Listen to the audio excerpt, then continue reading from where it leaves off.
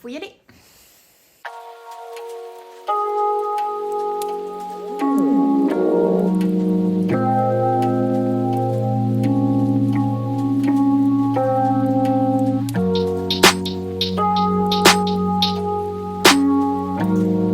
Bonjour à tous.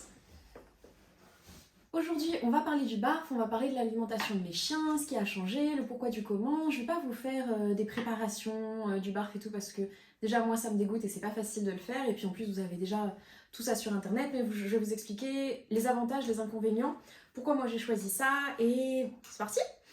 Alors, en premier, il faut savoir que c'est Isco avec qui j'ai commencé le barf parce que les croquettes lui donnaient beaucoup de gaz, il était souvent gonflé, il avait souvent des gaz et la plupart des chiens en ont pas mal et on considère que c'est normal alors qu'en fait c'en est pas, c'est souvent un problème de digestion, enfin ça dépend de la quantité. Mais voilà, du coup je me suis tournée vers le barf parce que il avait des croquettes, donc c'était Origen à l'époque. Et en fait, il y avait eu une polémique comme quoi le taux de cendre annoncé n'était pas le même que ce qu'il y avait réellement. Donc il y a eu tout un procès, bref, ça a fait du bruit. Et en fait, je me suis dit, quitte à payer une blinde, parce que mine de rien c'était cher, autant que je sache ce qu'il y a dedans et autant que je le fasse moi-même. Donc j'ai commencé à me tourner vers le bar, j'ai vu tous les avantages qui sont la mastication, etc. Et je me suis dit, bon, go. Et en fait, ça a très bien convenu à Isco. Alors déjà, il a beaucoup d'appétit pour ça. Il avait plus du tout de gaz. Alors il a toujours eu un très beau poil, mais voilà, c'est vraiment sur son système digestif que j'ai senti la différence. Donc voilà. Après Kalel, lui, il y a été quasiment tout le temps. Donc voilà. Et Kéops, la question s'est posée parce que les bergers blancs suisses sont réputés comme ayant des systèmes digestifs un petit peu compliqués. Donc j'en avais parlé à l'éleveuse et elle m'a dit écoute, tu essaieras, puis tu me diras. Donc on essaie vers 6-8 mois et puis on verra. Et au final, sa transition s'est très bien faite. Là, ça doit faire 2 mois qu'il est au barf, un peu plus. Ça s'est très bien fait, donc pas de souci. En plus de ça, j'avais rencontré Sayuri, qui est une berger blanc suisse. Et on m'avait dit que voilà, elle était au barf et que ça se passait très bien, donc ça m'avait un petit peu conforté là-dedans. Et au final, pour Kéops, ça se passe très bien, pas de souci de digestion, tout va bien, donc les deux sont au barf. Je vais commencer par les inconvénients du barf parce que c'est pas parce que j'ai choisi ce mode d'alimentation que je ne suis pas consciente qu'il y a beaucoup d'inconvénients. Le premier inconvénient, ça va être évidemment le coût.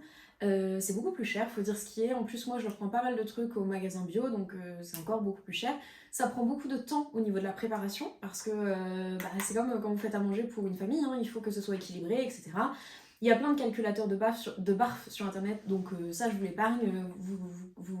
Vous tapez calculateur de barf, on vous dira, puis après, en fonction de ce dont votre chien a besoin, faites de temps en temps des petites analyses sanguines. Moi j'aime bien faire ça une fois par an pour savoir si tout va bien. Mais voilà, vous aurez des trucs à ajouter ou pas.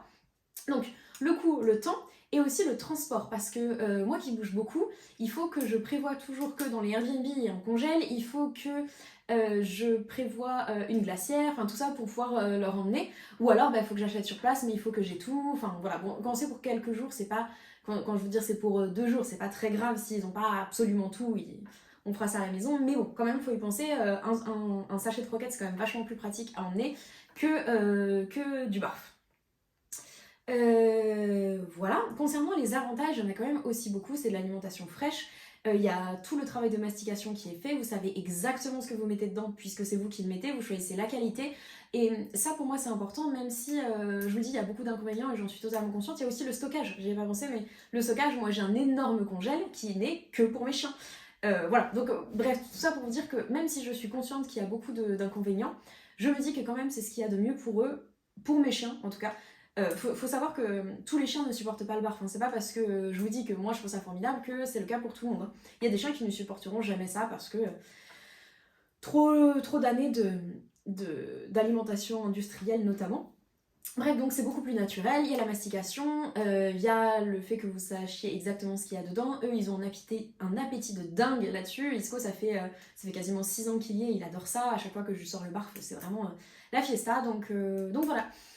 Je vois pas ce que je peux vous dire de plus sur le barf à part mon expérience. Moi je trouve ça formidable, mes chiens adorent ça, mais c'est pas... voilà, faut savoir dans quoi vous mettez les pieds et voir aussi en fonction de votre chien parce que... Alors, je dis que tous les chiens ne le supportent pas, il faut aussi laisser le temps d'adaptation, c'est comme quand vous changez de croquette, il faut faire 75-25, 50-50, 25-75 et puis complet. Il faut aussi prendre le temps parce que c'est quand même une alimentation qui change complètement. Donc voilà. J'espère que j'ai répondu à vos questions. Je regarde si j'ai d'autres choses. Non. Ah oui, si, il y a une question quand même. C'est est-ce que moi, en tant que végane, parce que pour beaucoup, vous le savez, je suis végane, ça me pose pas un problème éthique de les nourrir au barf? Oui et non. En fait, oui, je préférais que. Voilà, mais je préférais qu'ils ne consomment pas de viande, ok, mais sinon, j'aurais pris des lapins. En fait, c'est un animal carnassier principalement. Donc, j'essaie de respecter leur nature. Je sais qu'il y a des chiens qui sont véganes. Je souhaite pas le faire parce que pour moi, c'est pas le. Comment vous dire ça? C'est pas assez naturel pour eux. Je prends toujours cet exemple-là. La plupart des bébés vont jouer avec une pomme, non, vont jouer avec un lapin et vont manger une pomme. En tout cas, vont essayer de la manger. Un chien, ça va faire l'inverse. Ça va jouer avec une pomme et ça va essayer de bouffer le lapin. Vous voyez, c'est un exemple très bête, mais je trouve qu'il est quand même assez révélateur enfin, qui illustre bien pourquoi moi je préfère que mes chiens ne soient pas véganes. Mais voilà, encore une fois, peut-être que je vais faire, je sais pas, je vais peut-être plus prendre des vaches que des chiens, mais oui, évidemment que ça me pose un problème, mais après, je respecte leur nature. Voilà, c'est tout pour moi, j'espère que ça vous aura plu. Prenez bien soin de vous et prenez bien soin d'eux. À très bientôt.